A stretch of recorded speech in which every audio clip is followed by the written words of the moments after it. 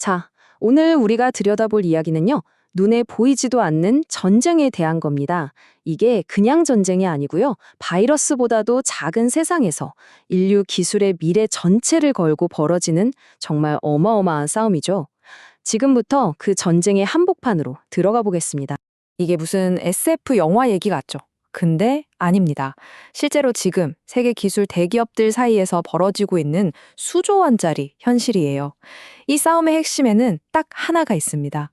바로 원자 몇 개 크기로 회로를 그리는 궁극의 무기라고 불리는 기계죠. 우리가 흔히 듣던 나노미터. 이제 그 시대는 사실상 끝났습니다. 새로운 전쟁터는 바로 옹스트롬입니다.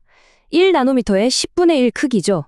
앞으로 차세대 AI, 슈퍼컴퓨터, 이런 모든 기술의 성패가 바로 이 옹스트롬 단위를 누가 정복하느냐에 달려 있습니다. 자, 그럼 도대체 이 궁극의 무기라는 게 뭘까요? 이름부터가 좀 어려운데요. 바로 하이에나 EUV라는 노광 장비입니다. 지금 이 기계 하나가 반도체 칩을 만드는 방식 자체를 완전히 근본부터 바꿔놓고 있어요. 이게 얼마나 대단한 거냐면요. 비유를 하자면 뭉툭한 매직으로 그림을 그리다가 갑자기 머리카락보다 얇은 초정밀펜을 손에 쥔 거랑 똑같아요. 하이에나 기술 덕분에 회로를 기존보다 무려 1.7배나 더 가늘게 그릴 수 있게 된 거죠. 그러니까 예전에는 여러 번 덧칠해야 해서 복잡하고 실수도 많았던 과정을 이제는 그냥 한 번에 쓱 그어버리는 겁니다. 말 그대로 불가능했던 걸 가능하게 만든 거죠. 근데 말이죠. 이렇게 엄청난 정밀도를 얻는 데는 또 다른 어려움이 따릅니다. 이 기계가 너무 정밀하다 보니까 한 번에 그릴 수 있는 면적이 칩의 절반밖에 안 돼요. 그럼 어떻게 할까요? 요즘 나오는 GPU처럼 큰 칩들은 결국 반쪽씩 그린 다음에 두 개를 완벽하게 이어붙여야 하는 거죠. 이걸 스티칭이라고 부르는데 이때 허용되는 오차가 1나노미터도 안 됩니다. 원자 몇 개만 삐끗해도 수천억 원짜리 칩 전체가 쓰레기가 되는 거예요. 정말 살얼음판을 걷는 것 같은 기술입니다. 자, 바로 이 하이에나 EUV라는 기술 때문에 반도체 세계의 새 거인, 인텔, TSMC, 삼성이 정말 회사의 운명을 건 엄청난 도박판에 뛰어들게 됐습니다. 이 세 회사가 어떤 다른 전략을 짜고 있는지 지금부터 하나씩 뜯어보겠습니다. 먼저 인텔입니다. 인텔은 그냥 올인이에요. 돈으로 밀어붙이는 거죠.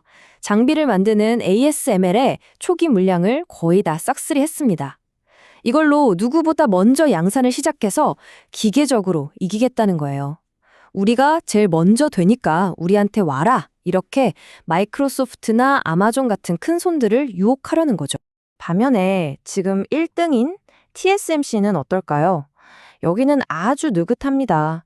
굳이 우리가 먼저? 이런 느낌이죠. 하이에나 도입은 2027년으로 미뤄두고 지금 쓰는 기술을 더 갈고 닦아서 비용은 낮추고 안정성을 높이는 데 집중하고 있어요. 애플이나 엔비디아 같은 핵심 고객들한테 우리가 제일 싸고 안정적이야 이걸 어필하면서 당장은 경제적인 승리를 챙기겠다는 전략입니다. 자, 그럼 삼성은 어떨까요? 삼성은 바로 이 틈을 노리고 있습니다. 지금이 기회다 하면서 아주 과감한 승부수를 던져요. 뒤처진 판세를 한 번에 뒤집기 위해서 하이에나를 누구보다 빨리 도입하겠다는 도박을 하는 거죠. 그러면서 가격도 파격적으로 제시합니다. TSMC는 3만 달러? 우리는 2만 달러에 해줄게 하면서 판 자체를 흔들어 보겠다는 겁니다. 자, 정리해보면 공격적인 도박사 인텔, 신중한 왕 TSMC, 그리고 판을 뒤집으려는 도전자 삼성. 와, 정말 흥미진진한 구도죠? 그런데 만약 제가 이 싸움의 진짜 승자는 이 세 회사가 아니라고 말씀드리면 어떠실 것 같으세요? 여기서 우리가 생각해 봐야 할 게 있어요. 전쟁터에서 모두가 똑같은 최신형 총을 사려고 줄을 서 있다면 진짜 돈방석에 앉는 사람은 누굴까요? 네, 바로 그 총을 독점해서 파는 사람이겠죠. 이 전쟁의 진짜 승자는 바로 이 무기상들입니다. 한 대에 5천억 원이 넘는 이 미친 장비를 유일하게 만드는 ASML, 또 이 장비로 만든 마스크에 결함이 있는지 검사하는 장비를 독점 공급하는 일본의 레이저텍, 그리고 여기에 들어가는 새로운 핵심 소재를 만드는 램리서치 같은 기업들이요. 이 회사들은 인텔이 이기든 삼성이 이기든 아무 상관이 없어요. 그냥 누가 이기든 돈을 버는 구조인 거죠. 이 그래프를 보시면 그 승리의 규모가 얼마나 엄청난지 바로 감이 오실 겁니다. 요즘 AI 때우는 난리잖아요.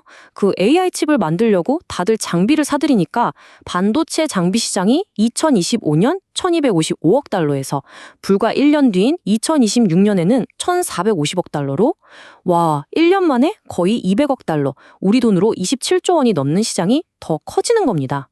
정말 상상 초월이죠.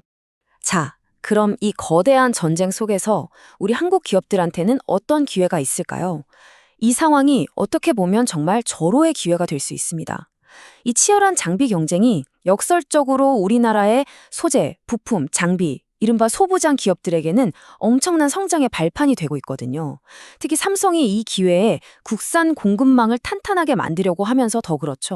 바로 이 덕분에 그동안 잘 알려지지 않았던 한국의 강소기업들이 무대의 중심으로 나서고 있어요. 예를 들면 하이엔A 공정에서 아주 중요한 보호막 역할을 하는 펠리클리라는 부품이 있고요. 또 수천억 원짜리 마스크를 원자 단위로 고치는 수리 장비도 있습니다. 그리고 일본이 꽉 잡고 있던 포토레지스트라는 핵심 소재 분야에서도 우리 기업들이 도전장을 내밀면서 이 새로운 생태계의 중요한 플레이어로 자리매김하고 있는 겁니다. 자, 지금까지의 이야기를 종합해보면 뭘까요? 이젠 게임의 룰 자체가 완전히 바뀌었다는 겁니다. 단순히 칩을 잘 만드는 것만으로는 최종 승자가 될 수 없는 시대가 온 거죠. 가장 핵심적인 메시지는 이거예요. 옹스트롬 시대의 진정한 승자는 기술을 사용하는 회사가 아니라 그 기술을 가능하게 만드는 장비, 소재, 소프트웨어, 이 모든 생태계를 지배하는 자라는 겁니다. 그들만이 누구도 넘어올 수 없는 아주 깊고 넓은 기술의 성을 쌓고 있는 거죠. 마지막으로 이 질문을 한번 던져보고 싶습니다. 앞으로 AI가 우리 세상을 더 빠르게 바꿔 나가겠죠? 그럴수록 진짜 힘을 가진 곳은 화려하게 눈에 보이는 제품을 만드는 유명 기업일까요? 아니면 그 모든 것을 가능하게 만드는 보이지 않는 기술의 열쇠를 쥔 숨은 강자들일까요?